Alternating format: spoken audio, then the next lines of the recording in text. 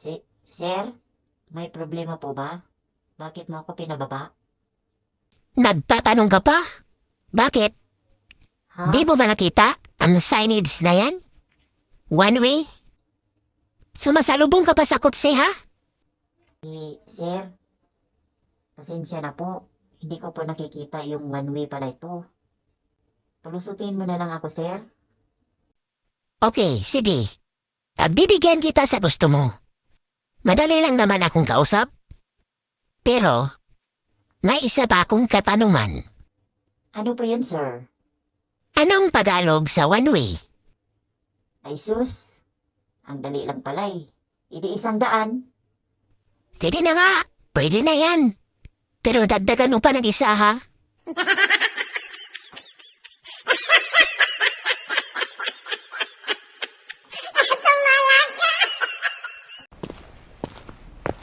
Hi, Doc. Magandang araw po. Hello din, Miss Bautista. Kumusta na po yung lola ko? Ano pong findings niyo sa sakit niya? Tungkol po sa sakit ng lola mo, nalaman naming may cancer siya sa buto. Kaya pala din niyang iniinda ang kanyang balakang kasi doon nagsisimula ang cancer. Pero wag po kayong mag-alala, miss. O umpisahan na natin siyang ikemo para maagapan yung cancer niya. Maliit pa naman, kaya pa yung patayin. Oh my God, Doc. May cancer na pala ang lola ko. Doc, gawin niyo po ang lahat. Gagaling lang ang lola namin. Please po, Doc. Yes po, Miss Bautista. Tungkulin namin yan para sa mga taong may sakit at may kanser. Papunta na sila ngayon sa kabilang building para umpisahan na ikimo ang lola mo. Maraming salamat, Doc. Boy, saan mo ba ako dadalhin? Kanina ba tayo baliko-liko dito sa building na to? Lola. Kiki mo daw, Lola. Aray ko po, Lola. Ba't ka nananakit? Ang bata ka. Ang bata-bata mo ka. Ang bastos mo na. Walang modo.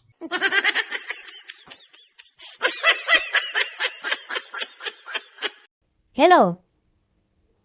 Asa ka da ba? Ganina rami dito na ginawata sa airport. Kalating oras na. Dugay kay ka ha? Hintay ka lang saglit, asawa ko. Medyo matraffic man dito. Malapit na ako. Kita ko na yung airplane, oh. Lumilipad. Iwan to sa'yo? Jadi ano? Noy, kaning imong amahan ba? Ang bagal. Kanina pa tayo dito naghihintay. Wala pa rin. Hi, ma'am. Taxi po. Saan po kayo? Ihahatid ko na kayo.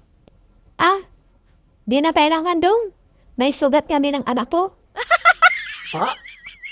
Kung ganun, ma'am, kailangan madala kayo kagad sa ospital at nang malapatan kagad yung sugat nyo.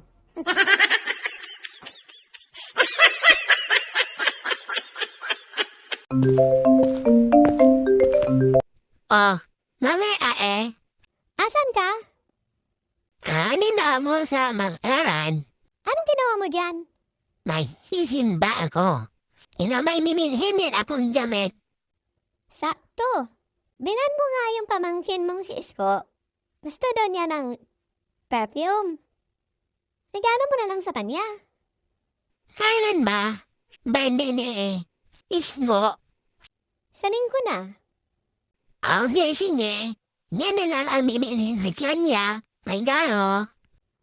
Okay, sige. Salamat. Hello, sir. Welcome po. Ali, mango to?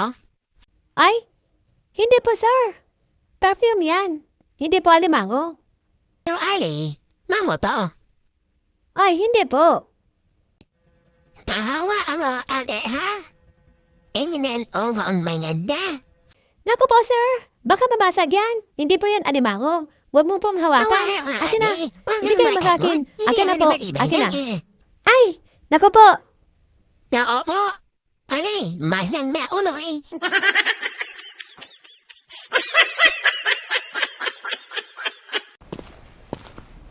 Free. Kanina sa banyo, Pagkatapos kong maligo, may nakita akong kakaibang bagay na hindi ko lubos maisip na mahawakan ko. Ano ba yun, Kaloy? Ano ba yung nakita mo? Na hindi mo inasahan? Ito, Free. Anong ibig sabihin ito? Pregnancy test to, di ba? At positive siya. Alam mo namang may diferensya ako at hindi tayo magkakabuo. Anong nangyari yon? Sinong ama niyan? Ano kasi, Kaloy? Kaloy, patawarin mo ako. Hindi ko po sinasadya, Kaloy. Yung mga kaibigan ko ba, ha? Free? Yung palagi pumupunta dito? Sino sa kanila? Si Anan ba? Si Joseph? Si Cardo? O baka naman si Jerry? Babaero yun. Sabihin mo sa akin. Grabe ka namang magbintang, Kaloy. Pagbintangan mo pa yung mga kaibigan mo. Bakit? Anong akala mo sa akin? Walang mga kaibigan? Ha?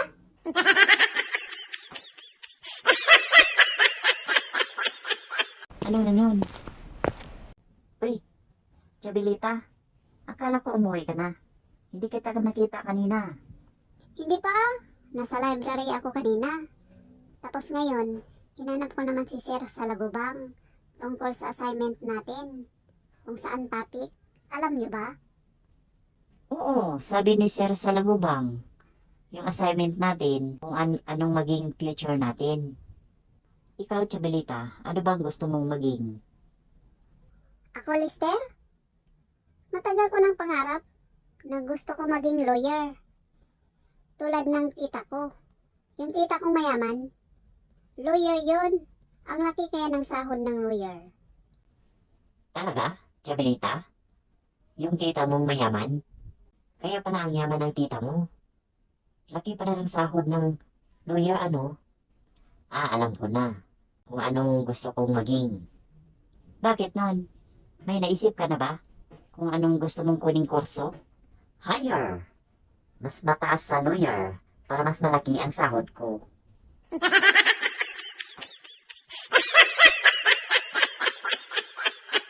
Yeng, sabi ni Lola, may nakita daw siyang multo kanina. Nasa labas. Hay nako. Iwan ko sa'yo yang. Tumatanda ka ng paurong. Huwag kang magpapaniwala sa mga sabi-sabi dyan.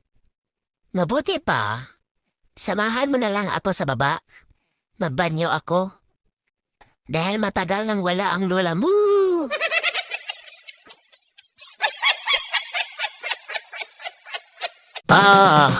Dumating ka sa dulo. Kung hindi ka pa natawa, aid ka! Pero paki-like at subscribe naman mga pare, mga mari sa aking YouTube channel. Salamat ng marami.